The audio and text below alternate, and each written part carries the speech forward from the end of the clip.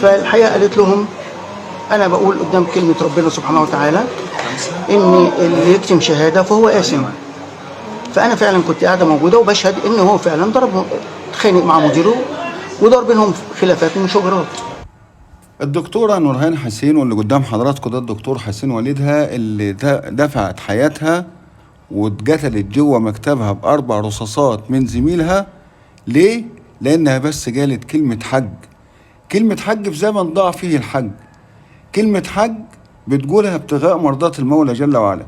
لا زمايلها نفعوها ولا حد حماها ولا أي شيء حماها. الأب طبعا قال كلام كتير جدا جدا. إيه قصة أحمد وقصة نورهان حسين؟ إيه قصة اللي كان ممنوع من دخول الحرم الجامعي ودخل بعربيته ومعاه مسدس ودخل لغاية مكتبها وأطلق عليها 4 رصاصات أودت بحياتها؟ كل التفاصيل يا أفاضل نتعرف عليها إن شاء الله رب العالمين سوية من خلال الفيديو، فضلا منكم وليس أمر. شرفنا وجود حضراتكم كمشتركين. أما عن اللايك فده يعني يرجع لحضرتك. هنبدأ كلامنا ونقول اللهم صل وسلم وزد وبارك على سيدنا محمد وعلى آله وصحبه وسلم. بدأ الموضوع لما كان زميلها اللي اسمه أحمد، ده على فكرة الدكتورة شيماء حسين هي دكتورة في كلية الآثار جامعة القاهرة، أخصائية رياضية. كان في مشاجرة بين زميلها ده وبين عميد الكلية، فطبعا بيتعمل تحقيق داخلي وبيطلبوا بعض شهود العيان عشان يروحوا يشهدوا بالواقع. الدكتورة الله يرحمها كانت من ضمن الناس، الدكتورة نورهان حسين كانت من ضمن الناس اللي مطلوب شهادتهم. طبعا هي مش هتجامل زميلها ولا هتجامل العميد، راحت وشهدت. اتسألت هل هو بالفعل تعدى على رئيسه وضربه؟ قالت ايوه، بحق الله اللي انا شفته ان هو تعدى وضربه. طبعا الكلام ده ما عجبش مين؟ ما عجبش زميلها. انت ازاي تشهد ضدي؟ وبدأ من ساعتها ان هو يضايقها، وبدأ من ساعتها ان هو يروح لغاية مكتبها ويجتمع على حد قول ابوها اللي قدام حضراتكم ده الدكتور حسين بألفاظ خارجة لا تليق. طب اكتفى بكده؟ ما اكتفاش بكده، ده راح لغاية بيتهم وحرج عربيتها من تحت بيتها، والكاميرات رصدت ان هو اللي حرج العربية واتعمل محضر ضده واتحكم ضده ب3 شهور حبس، وقضى 3 شهور الحبس وغرامة مالية 100,000 جنيه. الدكتور حسين اللي قدام حضراتكم ده بيقول واقسم بالله في بث مباشر كان عامله ان البنت قالت له يا بابا الناس دي غلبانة وحرام لما نكلف اهله 100,000 جنيه، بالله عليك يا بابا تنازل عن الحج، عن الغرامة، اتنازل عن 100,000 جنيه وكفاية ان هو ياخد 3 شهور حبس لعل وعسى يحل عن سماية. بالفعل الراجل عمل كده، راح اتنازل عن حجه الجنائي المدني، انه يعني اتنازل عن 100,000 جنيه وقال يا رب الواد يبعد عن البنت. يبعد عنها برضه ما بعدش عنها، بدأ ان هو في كل مكان يعترضها، في كل مكان يشتمها، يوصل لها لغاية مكتبها ويشتمها، يتعدى عليها وهي ماشية بعربيته يزنج عليها. البنت كانت في منتهى الضيق. حاول الدكتور حسين بشتى الطرق ان هو يجيب لي العميد عشان ينقل البنت من الجامعة دي لأي مكان تاني، قال انا ما عرفتش اوصل لرؤسائها. كل ما اسأل العميد مع فلان، مع معالي الوزير فلان، مع معالي المحافظ فلان، ما عرفتش ادخل لمكتب العميد او ان انا اطلب ان انا انقل البنت. فقلنا خلاص اللي فيه الخير هيقدم ربنا وقدر الله ما شاء فعل، واما نشوف الدنيا هترسى على ايه. لغايه ما بيقول الساعه 12 جالي تليفون ان بنتك مضروبه بالنار في مكتبها. فين يا ساده؟ في مكتبها، يعني في محل عملها. هو اساسا زميلها ده اللي اسمه احمد، تقريبا احمد حسين برضه تقريبا اسمه كده، ده كان ممنوع من دخول الجامعه. يعني من المفترض ان اللي واقفين على باب الجامعه الحرس الجماعي يمنعون الدخول، لكن بيقول ان هو دخل بعربيته لغايه مكتب البنت.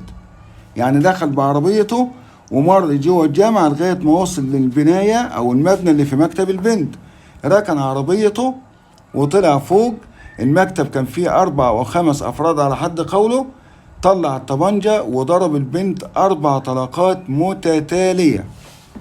تخيلوا حضراتكم لما تكون فتاة أو امرأة وتتضرب 4 طلقات هيحصل فيها إيه؟ ده في بعض السيدات لو الصوت عالي بيغمى عليها، ما بالكوا واحدة هتتضرب قلمين 3 وبنيتين، ما بالكوا واحدة تتضرب رصاصة. طب إيه رأيكم في واحدة تتضرب 4 رصاصات متتالية، وأكيد طبعا على مسافة قريبة، يعني الرصاصة قد تخترق كل الجسم. الله يا رب يرحمه. وهو طالع كمان ما يكتفيش بكده، من كتر الارتباك خبط 2 من العاملات في الجامعة بالعربية بتاعته. يعني عمل جريمة وكسر عظم بنتين وهو طالع بالعربية وهو بيهرب. طب الناس اللي كانوا في الجامعة كلهم فين؟ محدش ليه حاول يستوقفه. زي الجريمة بتاع البنت اللي حصلت في شارع صلاح سالم في القاهرة، لما الضابط المحترم مع ان ما كانش في مكان عمله، اول ما شاف الولد بيجري راح على طول طلع الطبنجة اللي معاه وضرب رصاصتين في كتفه واتقبض عليه. هو حارس الجامعة مش المفروض يكون معاه سلاح؟ ليه ما استوقفوش؟ ليه ما ضربش في كاوتش العربية؟ ليه ما عملوش اي شيء؟ طبعا الراجل بيقول انا كل اللي انا مستنيه دلوقتي عدل ربنا جل وعلا وكل ثقة في القضاء المصري، وانا بضم صوت لصوت حضرتك الدكتور حسين، والله العظيم كلنا ثقة في القضاء المصري، وحد بنتك راجع تالت ومتلت. لكن هو دلوقتي بيخاف من ايه؟ بيقول بنت لما شهدت ضده اتقتلت. هو خايف على الناس اللي شهدوا في الواقع لا ياخد حكم مخفف ويطلع بعد كده يقتلهم. اصبح القتل يا ساده اسهل من مدغ اللبان، احنا بنقول عندنا كده لما يكون شيء صعب ويبقى سهل بيقول لك ده بيبقى اسهل من مدغ اللبان. يعني فعلا القتل دلوقتي اصبح مباح. امبارح اتكلمنا عن اللي قتل بنت في الشارع وهي راجعه من شغلها، اللي كان المفروض انه خطيبها من 12 سنه، واد النهارده الدكتوره نورهان، وقبل كده الواد اللي ضرب ابوه في بورسعيد على دماغه، وقبليها اللي قتل الجوز. يعني كل ساعه يا اخوانا بيجي فيه جريمه قتل، كل ساعه. العيب في مين يا زمن؟ العيب في الزمن اللي اتغير؟ والله ابدا، عمر الزمان ما اتغير، انما العيب فينا. بعدنا عن كل شيء، عادات، قيم، تقاليد، دين، بعدنا عن كل شيء. الدين عمره ما غاب، لكن احنا اللي بعدنا عنه. الدين موجود لكن احنا اللي بعدنا عنه. العادات الكويسة موجودة لكن احنا اللي نسيناها وبعدنا عنها. طبعا نورهان نسأل المولى العلي القدير أن يرحمها ويغفر لها وتحسبها عنده من الشهداء. أبوها والله كلامه يعني كلام صعب جدا جدا. بيقول أنا حاولت قدر المستطاع وكنا بنحاول نبعد بنتنا عن أذاه، لكن نصيبها كده. البنت هو الراجل على حد قوله بيقول كل اللي يعرفها كان يشهد ليها بالعفة وحسن الخلق، وده على فكرة كان باين لما طلبت منه انه يتنازل عن 100,000 جنيه بعد ما حرجها العربية. يعني احمد ده حرج لها العربية تحت بيتها. ايه الجبروت ده؟ ايه الجبروت والقسوة دي؟ لما غريمك يجي لغاية بيتك ويحرج عربية ملكك تحت بيتك. سبحانك يا رب.